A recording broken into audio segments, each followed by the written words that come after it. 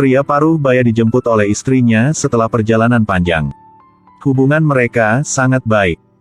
Ketika mereka sedang berjalan, baru senyum turun ke basement melihat ban sudah rusak.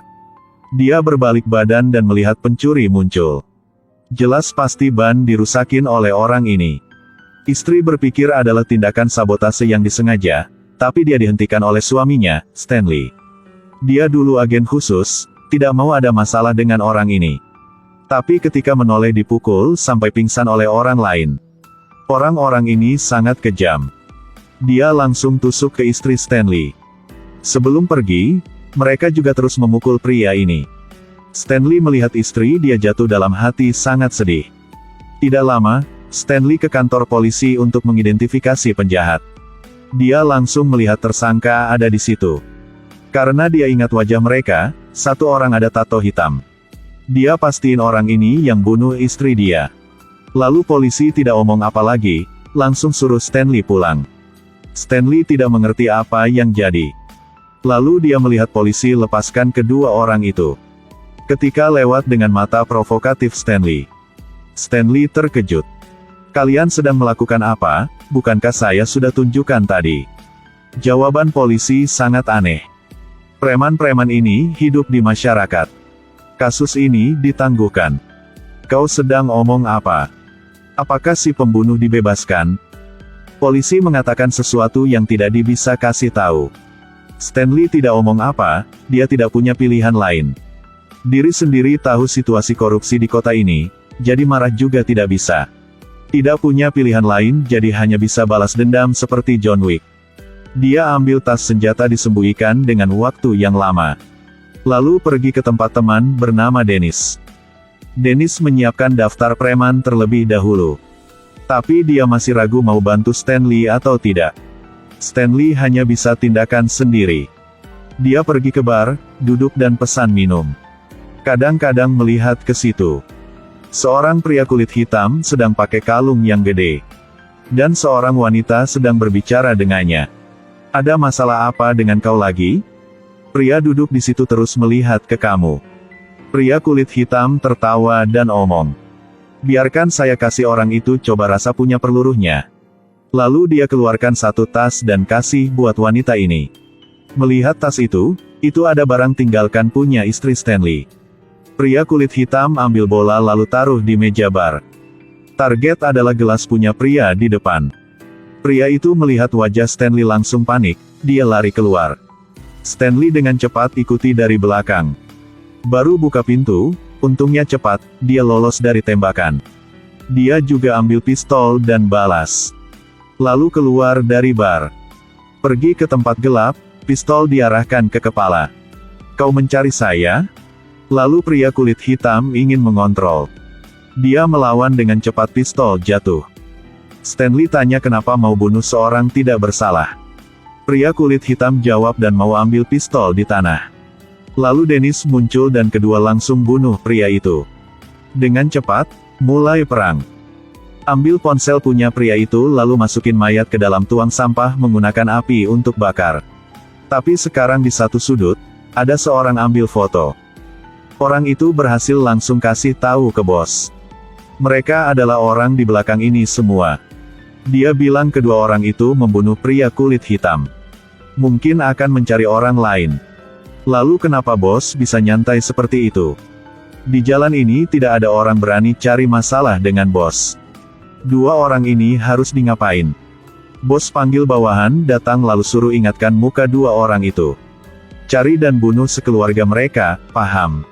Balik ke toko, Dennis memutuskan untuk bantu Stanley balas dendam jadi siapin barang. Satu meja penuh dengan pistol dan pisau, ada juga baju anti peluru.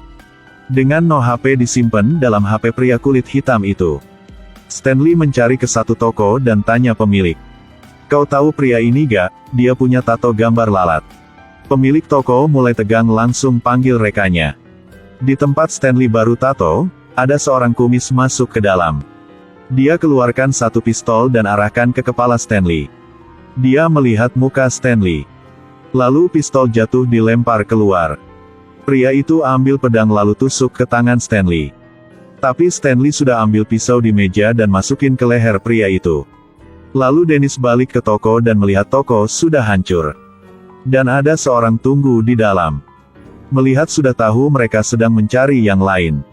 Orang itu menoleh dan itu adalah pria yang ada tato lalat. 3 orang mengelilinginya. Dennis tidak panik dan pura-pura adalah rekan mereka. Lalu ambil kesempan untuk serang mereka. Lalu ambil pisau punya satu orang dan tusuk ke dadanya. Pria yang ada tato lalat diinjak. Lalu satu orang lagi datang. Dennis menggunakan kaki untuk tahan. Sangat keren. Dia bilang, kau berani membuat kaki saya sakit, lalu bunuh orang itu. Stanley dan Dennis bertemu di tempat buang sampah. Mereka masukin penjahat yang sudah mati ke dalam mobil. Menggunakan derek mendorong mobil ke dalam lubang. Sekarang Stanley mendapatkan satu pesan. Stanley baru telepon Dennis, anak dia dalam masalah. Mereka tidak kirim ke Dennis pesan ini. Dan sengaja menulis salah adalah ponakannya. Berapa menit yang lalu Stanley menemukan alasan istri dia mati. Situasinya semakin rumit. Istrinya adalah seorang penyelidik di bawah gubernur. Gubernur memulai program reformasi tetapi ditentang oleh para pecinta lingkungan. Istrinya adalah seorang reporter tentang perlindungan lingkungan. Hasilnya tidak memenuhi standar perlindungan lingkungan. Sang istri menolak untuk mengubah data. Kemungkinan besar kelompok orang ini adalah gubernur yang dikirim untuk membunuh istrinya. Stanley diam melihat ke rumah putri.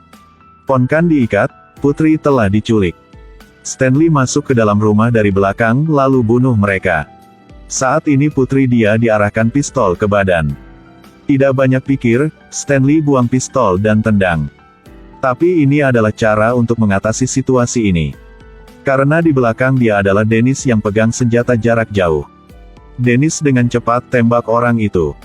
Stanley bergegas ke depan pukul orang itu, jatuh ke lantai. Stanley ambil pistol dan mengancam orang itu. Orang itu teriak sakit tapi tidak mau kasih tahu apa-apa. Stanley pakai pistol bunuh dia. Saat ini polisi juga muncul. Dia kasih tahu Stanley. Orang bunuh istri dia sudah ditangkap, kasus sudah selesai di sini. Tapi Stanley tidak gampang dibodohin seperti itu. Polisi bilang jangan salahkan dia karena tidak sopan. Lalu dia panggil orang dari luar masuk ke dalam. Stanley bilang dia juga punya rekan. Lalu Dennis pukul pria botak. 2 tangan sulit untuk melawan 4 tangan, polisi harus menyerah. Polisi disuruh nyetir sama Stanley ke tempat gubernur, pria botak dikunci dalam bagasi. Sampai ke rumah gubernur, di luar ada banyak penjaga. Karena gubernur tahu mungkin polisi sudah ditangkap. Lalu polisi dipukul pingsan. Saat dia bangun melihat penjaga di luar sudah dibunuh semua. Lihat di belakang mobil terbakar. Pria botak merasa bahaya jadi langsung kabur. Dan pada saat itu mobil meledak. Sekarang di dalam rumah Stanley langsung bunuh semua penjaga. Tapi gubernur menembak dia. Jelas gubernur bukan orang lemah. Stanley maju ke depan untuk ambil pistolnya. Kedua mulai berantem.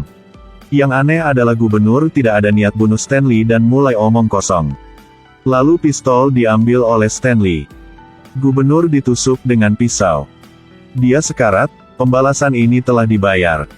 Tapi ketika Stanley buka pintu sudah ada banyak polisi menunggu di luar. Dia tidak mau nyerah, ingin ambil pistol untuk melawan. Dan hasilnya ditembak terus ke tubuh. Tapi Stanley masih hidup. Karena ada baju anti peluru dari Dennis, kualitas sangat bagus. Ketika dia dibawa ke pengadilan tidak ada pengacara yang mau bantu dia. Langsung membebaskan. Anak ke samping ayah lalu mengatakan selamat tinggal, setelah itu anak dibawa pergi. Saat malam ada polisi jaga di luar. Saat tukar orang ada polisi baru datang. Pria botak masuk ke dalam dan tarik gordeng. Lalu kasih tahu Stanley dia harus mati. Setelah mendengar pria botak omong gitu. Stanley mendengar itu tidak panik. Karena anak dia telah kasih pistol untuk ayah. Pria botak ditembak mati. Sekarang Dennis muncul dari belakang. Tapi dia telat untuk bunuh pria botak itu. Dennis sedih lalu dorong Stanley keluar dari situ. Film berakhir.